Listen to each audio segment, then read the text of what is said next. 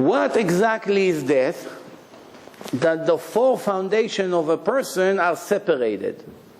Once the water, the sand, the fire and the air are separated one from the other, it's like you're able to take the ingredients out of the mixture, that's death.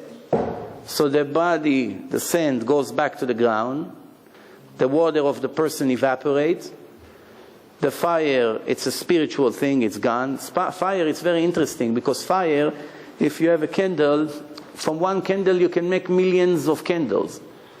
And no matter how much fire you're going to take from it, it's still going to stay the same fire. Just technically, if it was physical, if you have, 1 pound of fire, so now you took another torch, you took half from it, it should be half and half. And then a quarter and a quarter. It doesn't go that way. You take from it, it still stays 1 pound of fire. You take more, it still stays. You can make millions of torches, it's still the same amount of fire. It's interesting. No matter how much you're going to take from it, it stays the same. Unlike sand, unlike water, but with air it's the same thing. You take as much as you want, it's not going to end. It's always going to be more.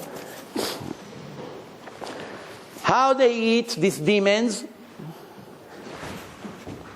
They leak water from the top of the lakes.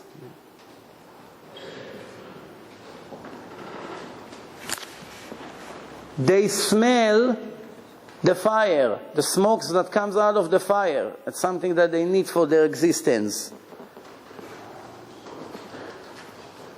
That, by the way, explains what the Goyim used to do. All kinds of smoking and sacrifices, all these things, because it calls the demons.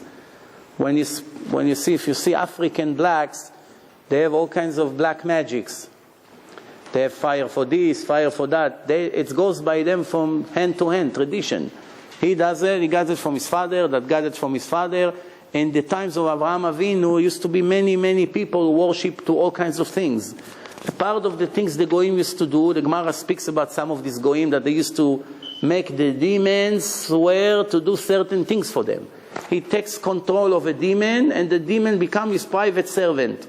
And he does this for him and this for him, which we don't know how to do these things. They also eat from what people put seeds in the ground, a part of it they go and eat. They also suck blood of people that spills, they come and suck from it. How to understand? I'm just telling you some of the secrets that the Torah told us. How many demons we have in the world? Much more than human beings. So if today we have 6.4 billion, we have way more demons, a lot more. Sometimes it can be more than 1,000 around one person.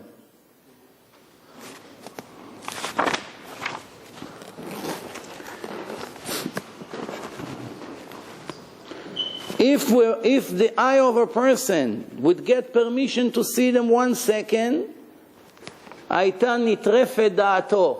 His mind will go crazy. He will never be able to function. A person that walks alone in empty places in the middle of the night, he's subject to get damaged by those demons. A person that goes to sleep inside construction, broken house, something that, or new construction, or a place that there's no mezuzot, if they're alone, there's no light, completely dark over there, and he sleeps over there, things can happen to him. Because in those places, they are stronger and they are attacking the person more than in the city. That's why in the time of the Torah, they used to go always twice, 2 people, not 1 person alone. 2 at night, because there was no light in the streets like today. When there's lights, they run away, they don't come. That's one of the things when a person has a baby and the baby sleeps in his crib at night, make sure there's always a little light in the room and the window is a little bit open. If it's closed and there's no light at all, you're going to come and see sometimes the baby is smiling in the middle of his sleep. He's laughing. Move him right away. That means one of the demons is playing with him. Now, dreams, there are two kinds of dreams. There are real dreams that come from Hashem, and there are dreams who come from the demons. How do you know when the dream is real or not?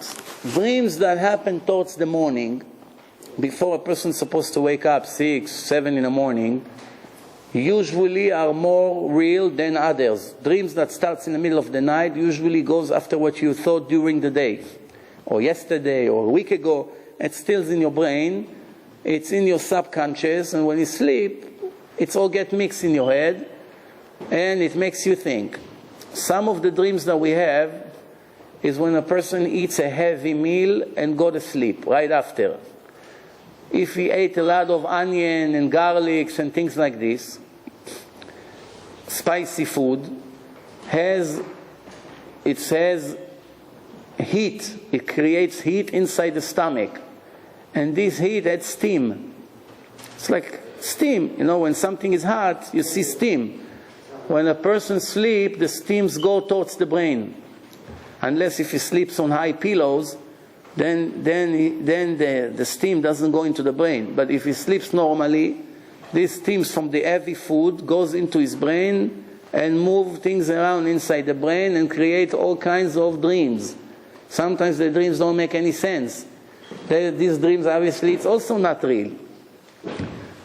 How do the demons make the person dream? They go inside his ear. They enter the ear. They go all the way inside and they begin to talk to him certain things that they want him to dream about. They tell him, they pretend they are somebody, they look to him like a rabbi, like a person that is he can look like his father, and this is all baloney. This whole dream is nothing. And Rabbi Yehuda, about 60 years ago in Israel, is a student from the time of the Ben Ish Chai.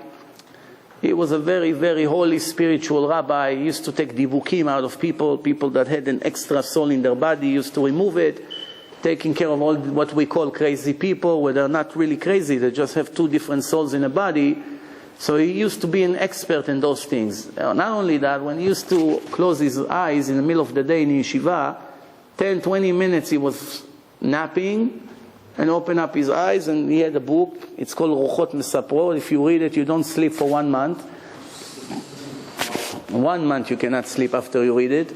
He was able to write things from court of heaven with names of people. Some of the people is people that used to live in their town. One time there was a dream of a person, and he told him that one holy rabbi came and told him all kinds of things that didn't make sense. Cannot be that the rabbi told him such a thing. And Rav Yehuda told him it's not this rabbi, it's a demon. And he was able to prove, testing him, all kinds of things, that this dream was all fake. It wasn't really the rabbi. It was a demon that pretend that he's a rabbi. Therefore, it's very difficult to rely on dreams today. You can have the best dreams, you have no idea if this dream is real or it's one of them. I know it's very confusing. There's so much to learn and to know. Most of it is Kabbalah, and we don't mess with these things. We don't learn it. Not everyone can just go and sit and learn these things. The more you deal with it, the more it's going to drive you crazy. There are many people who went into Kabbalah and they were not in the right level, and after a year or two they became completely crazy, these people.